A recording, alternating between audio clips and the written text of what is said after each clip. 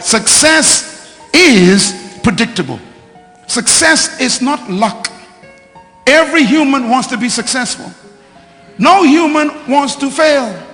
Everybody wants to succeed. So I want to give you 5 questions to write down that you must answer if you are going to be successful on this planet. These 5 questions are so important that they control the entire world.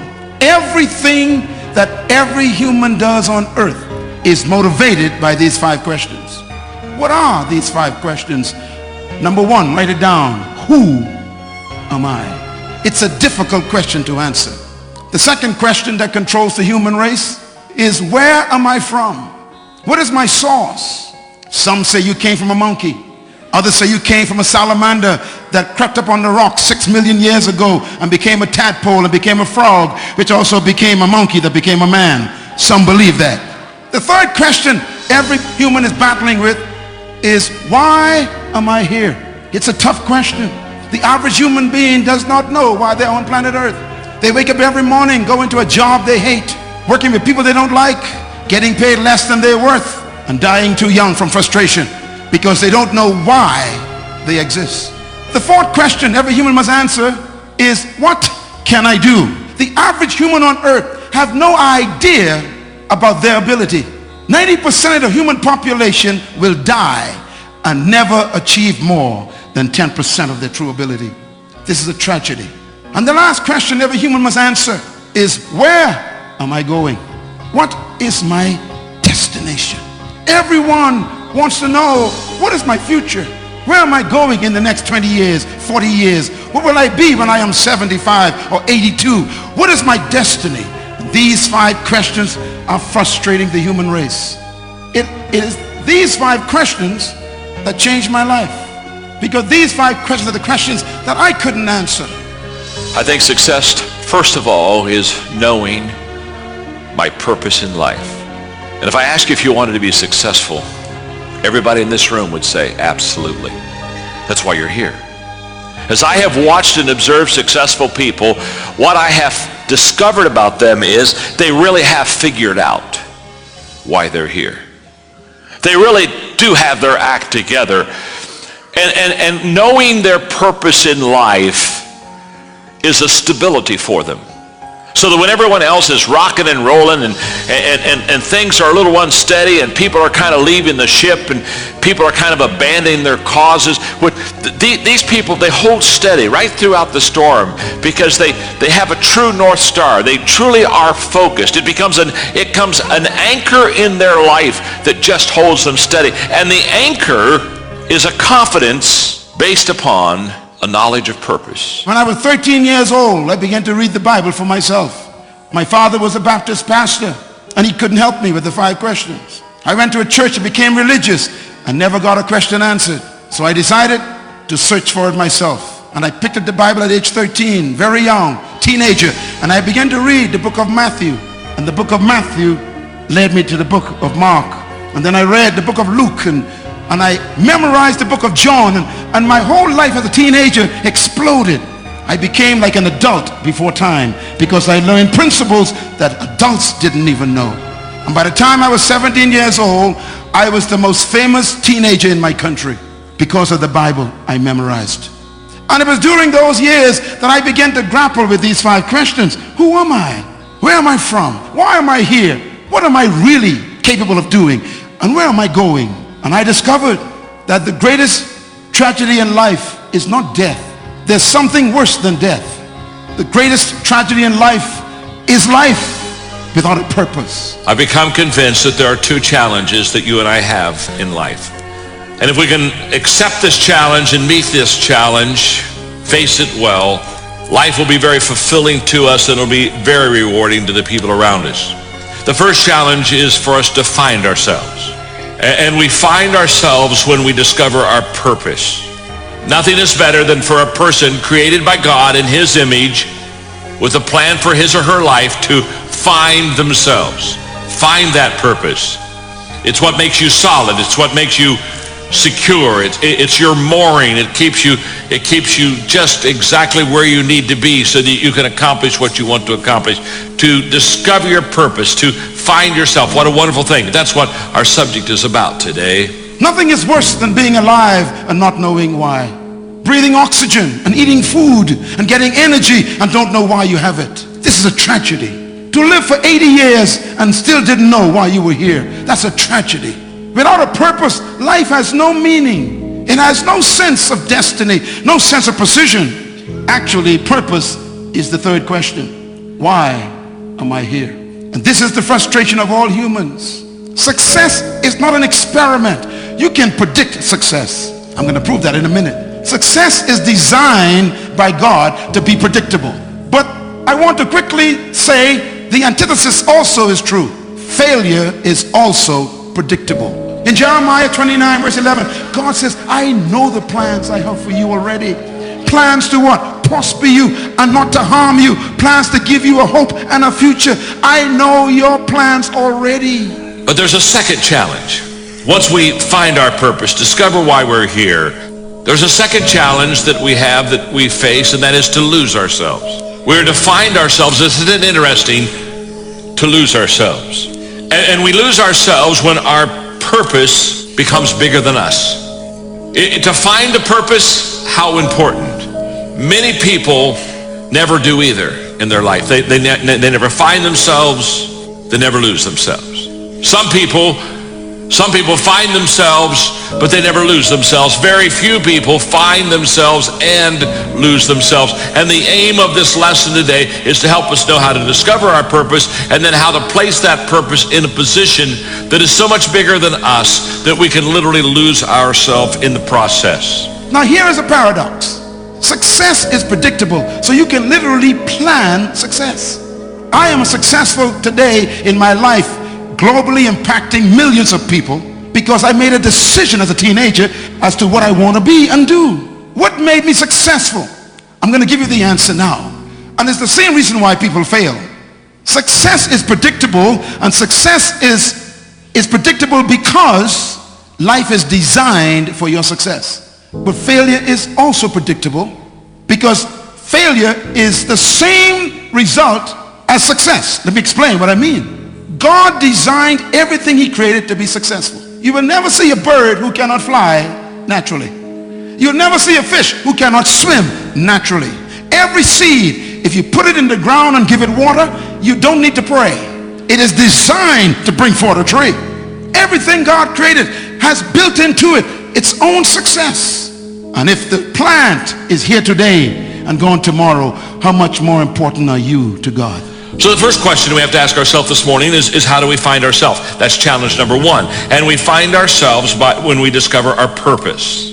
Now this teaching of finding and losing is given to us by Jesus in Mark chapter 8. One of my favorite scripture verses.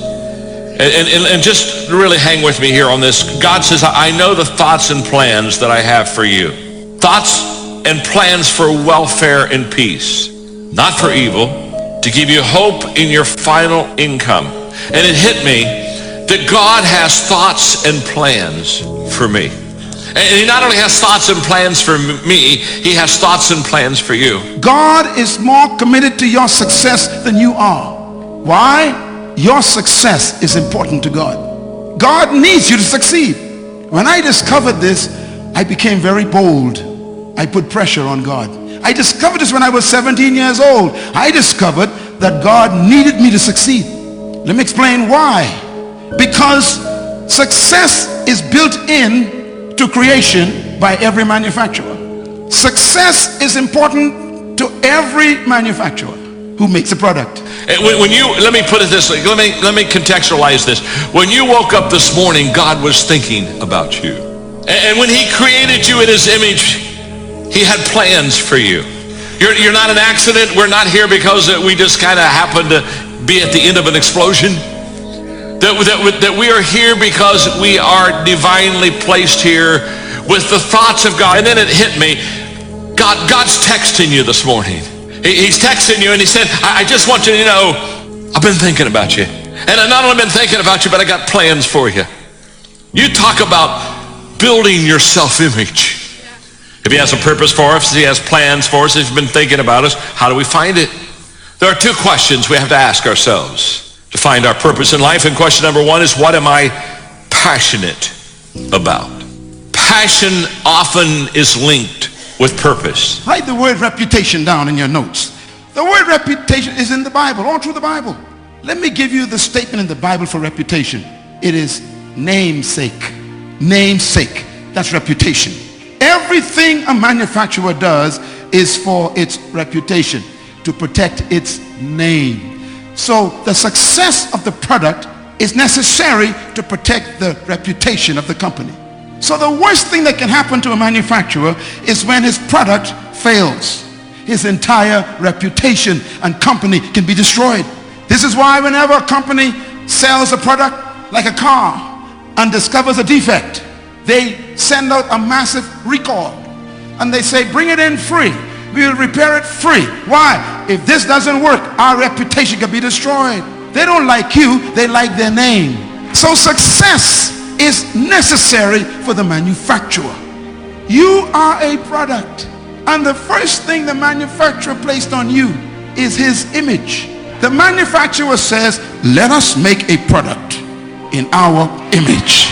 What I love to do is often what I should do. We have been created within us the capacity to have things that we enjoy greatly, and a lot of times there is a definite relationship between what I am in love with and what I should be doing. We are created and wired in such a way that passion and purpose many times comes together, and passion is the great energizer. Once you have passion, you have energy. Once you find your passion, you find your purpose, there is something energetic about it. You have never known a person who was passionate that lacked energy. If you have low energy, you don't have any passion. You know, some people, they're already dead. They haven't made it official yet. But passion gives us a great amount of energy. And when we have that passion, there's something about how we love what we're doing and we enjoy what we're doing. And passion energizes us. I have come with good news. From this day forward, you cannot fail anymore. God has to guarantee your success, not to protect you. God has to make sure that the vision he gives you succeeds because his reputation is on the line. The first thing he put on you is the most important thing to him, his image. That means your failure is bad for God. So when you read the Bible, all through the Bible, God would say these to his people. He would say, even though you are stiff-necked, you murmur, you complain, he said, I will prosper you, and I will restore you, and I will heal you, and I will redeem you. Listen, for my name's sake. When I say passion and purpose are linked, that is usually the case. It is not always the case. It is possible to be passionate about something that you're not good at. It's possible to be passionate about something that you're not gifted in. But I know this, if you're passionate, that it will increase your energy. And the second thing that I've discovered about passion is it sets us apart. It sets us above the crowd. A person with passion always stands out. The world is so full of apathy. It's so full of average. It's so full of whatever. That once you have passion and once you have a sense of energy in your life, it just sets you apart. It distinguishes you. It already gives you what I would call a head start in success in life. This is why if he told you to go to university, don't worry about tuition. If he told you to build a business, you have the ability. If he told you to build a church, you have the ability. If he told you to go into politics, you have the ability. If he told you to be a lawyer, you have the ability. If he told you to be a teacher, you have the ability. If he told you to build a school, you have the ability. Whatever he told you, he will do it for his name. See, the reason why some of you don't get healed when you pray is because you want to get healed so you could feel good. That's why it's important to announce what God told you. When you make it public, you put pressure on it. So stop being afraid to believe your dream. Your success is good for God. So he has to make sure you succeed. When you discover who you are, you make announcements you can't pay for. Stop waiting for money before you make announcements. When you're passionate about something, it's not possible, but you do it anyway. When you're passionate about something, passion will take you where nothing else will ever take you. It'll give you that decided edge. It'll help you to stand out. Now, let me just say something about purpose and dreams and finding your purpose. I wrote a book a few years ago called Put Your Dream to the Test. And basically, it's questions you need to ask yourself to make sure if your dream is a valid dream. Sometimes God has people literally designed to come along and complement each other so that the dream can be filled. Teamwork makes the dream work. I've seen it happen many, many times. I can tell you right now, for many of you, it's happened in this church. There's some of you, your place, your purpose, your dream is to come alongside, complement, add value, and do something for someone that they cannot do for themselves. But the second question we ask ourselves is not only what am I passionate about, but what are my strengths? What am I good at? What is my spiritual giftedness? Because when God created you, he gave you gifts, spiritual strengths, to enable you to find and fulfill your purpose. God created fish to swim. So if fish can't swim, his reputation is in trouble. God created seeds to bring forth trees. So if a seed doesn't bring forth a tree, God's reputation is in trouble. So God is very wise. He built into everything laws to guarantee its success.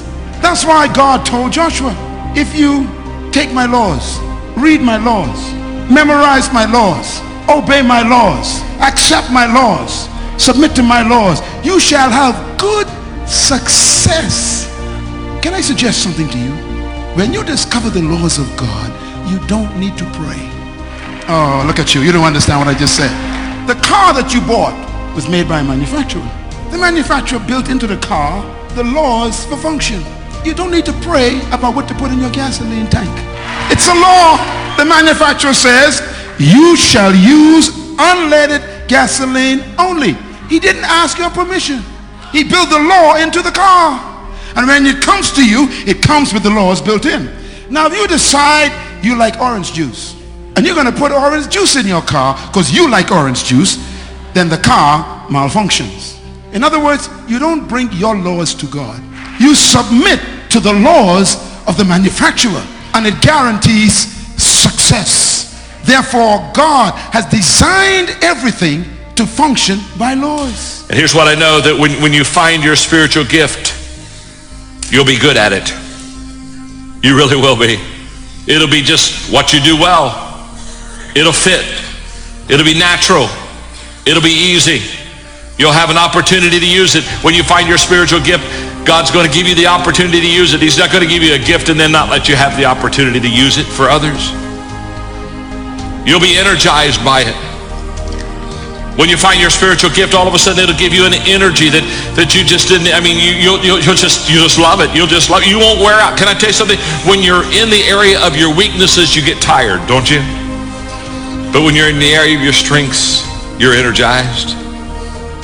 I have a degree in counseling, so when I started the ministry, I started counseling. The good news is I had a degree. The bad news is I wasn't any good. No energy. It was my weakness. I wasn't dealing out of my strengths. And one day I realized that when I counseled with people, I worked with their weaknesses, and I wasn't good at that. But when I equipped people, I worked with their strengths. And all of a sudden it was like, literally within a matter of a couple of days, I went from being worn out because I was working with weaknesses to be absolutely energized because I started working with people's strengths and started equipping them. And all of a sudden I began to understand what happens when you play to your strength zone, when you play in the areas where you're good at. And I would also say when you find your spiritual gifts, you'll have capacity to develop them. You'll really get good. You're good now, but once you start developing and working your spiritual gifts, you really get good. And this is why I want to take home this, write this down. Laws were given to guarantee success. Laws were not given to restrict you. Some of you test the manufacturer's law. God designed the fish to be in water. That's a law. Fish will never leave water. Birds were designed to fly in the air. They will never try to become fish. If you put a seed on the ground on a tiled floor in the lobby and leave it there for 50 years, it will remain a seed. Why? You disobeyed the law of the seed. It needs soil and moisture. Humans are the only creatures God got problems with. We are the only ones who will test the law. Test the law to see if it's true. That's why you're broke, divorced, and sick. Success, write this down, is a result of decisions. Whatever you are right now, you decided to become. Don't you blame anyone for your predicament right now. Success is a result of decisions. Failure in life is a result of decisions. Whatever you decide determines your destiny. In other words, everyone becomes what they decide to be. I decided to be successful, so I decided not to smoke. Because when I wrote my vision on paper at age 14, I saw my vision. So I knew if I start taking drugs, having sex, and drinking alcohol, the alcohol will kill my liver, the smoke will destroy my lungs, and the sex will give me a baby I can't pay for. So my vision determined my discipline. If you don't know where you're going, you'll do anything with your life. Purpose brings discipline. So now that's how we find our purpose, by our passion and by our giftedness. So then how do we lose ourselves? We lose ourselves when we give our purpose to something bigger than us. When all of a sudden we say, okay, I've got to give myself to something bigger than me. Jesus said it. What he said, you'll lose your life. He said, you'll lose your life when you follow me and when you give it for the sake of the gospel. When you take your purpose and position it in something bigger than you, he said, all of a sudden you'll begin to lose yourself. So for your notes, when you're bigger than your purpose, when we're bigger than our purpose, we have a career. I deal in the marketplace all the time in leadership. I deal all the time with people that have careers, and most of them, they're bigger than their career. They've got a career, but it's always looking out for me and how am I going to advance and how am I going to achieve. And they're bigger than their purpose, and so they have a career. But can I tell you something? When your purpose is bigger than you, you have a calling. That's how my journey began. I want to make a difference. And then one day I realized I had to go beyond that. There was another step, and I went from I want to make a difference to step 2. I want to make a difference doing something that makes a difference. This is now I'm going to begin to lose myself. I'm going to begin to lose myself because now I'm focusing on doing something in my life that has eternal value. I'm going to do something in my life that is bigger than me, that lives beyond me, that can never be satisfied or fulfilled or achieved by me. I want to make a difference doing something that makes a difference. I'm now beginning to lose myself. And then I went to step 3. I want to make a difference doing something that makes a difference with people who make a difference. Write this down. A true friend is anyone who will help you get to your destiny. So if anyone wants you to do anything that stops you from your destiny, that's not a friend, that's an enemy. Decisions determine success. God wants you to live your whole life with good memories, not regrets. So he protects you by giving you laws to protect your memory. And there's some of you in this room right now, your memories are tragic. If you obey God, you'll never have a bad memory. God wants you to succeed. He gave you birth to succeed. He wants you to succeed more than you want to succeed for his name's sake. And God is faithful to the vision he put in your life. He is faithful to it because he needs you to succeed for his reputation. Your future is God's past. In other words, God finished you before he started you. God's plan for your life is already finished. He's just hoping you just keep the laws. You know, it's incredible. When I discovered this, I was a teenager and I became very bold because what you were born to do is already finished. When I discovered that, I became very confident. God already finished you before he started you. In the book of Isaiah, when I read this, it changed my life. God says, remember this. Put it in your mind and don't forget it. Now, 3 of those sentences means the same thing. Whenever God says something 3 times, it's the most important thing. It's the same word as verily. He says, remember this. Fix it in your mind. Do not forget it. Same words. There's a fourth part for me. I want to make a difference doing something that makes a difference with people that make a difference at a time when it makes a difference. Got to make it count. I don't get many more do-it-overs. Got to make sure that I do it right on the front end. What's the difference between success and significance? Success is when I add value to myself. Significance is when I add value to others. And you lose yourself not in success. You find yourself in success. You lose yourself in significance. It's when we begin to add value to others that we begin to lose ourselves, because now the cause is greater. Our why, our purpose, our why is bigger than us. And when our why is bigger than us, when you find your why, you'll find your way. Everything changes at that time. I shared with you earlier that I'm 66, so people ask me all the time, they say, John, when are you going to retire? And I tell them I'm not going to retire. And they look at me and say, well, why not? You can. Of course I can. I'm old enough to retire. I have enough money to retire. I've been very blessed. I'm very grateful. I mean, I've written 25 million books. Well then, John, let me ask you, why don't you retire? I'm not going to retire because I've lost my way. My purpose is greater than me. I have a calling, not a career. A career you in, a career you kind of phase out. And there's all kinds of things you do with the career, but with the calling, I mean, what I do is what I love to do, and I don't want to retire. I don't have any desire to retire. What is so important? God says, remember this, I am God, and there's none like me. He said, now don't forget that.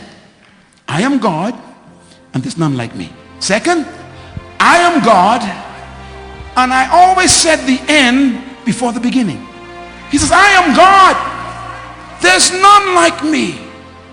And I always set the end before the beginning.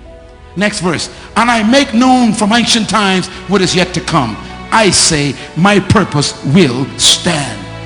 That scripture changed my life. God says, look, I always set the end first. Then I back up and begin. That means I finish before I start. I complete before I commence anything. God says, you see, whenever you see me start something, that is evidence that it's finished. So your success is already finished. I'm not coming, but I'm going to tell you, till I die, I think I'll live.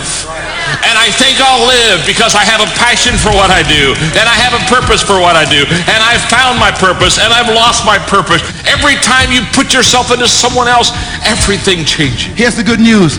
God would not allow you to have been conceived in your mother's womb unless there was something already finished that you were born to start. That's why as a child you were dreaming all the time. That was your destiny screaming at you. This is why you got big dreams. Those dreams are real. Don't ever judge your destiny by the location of your birth. Stop feeling bad about yourself. Stand up straight. Square your shoulders. Go to work tomorrow walking like you are a winner. Today God's thinking about you. Today God has a plan for you. You are special, omnipotent, omniscient, omnipresent. God is thinking about you and has a plan for you right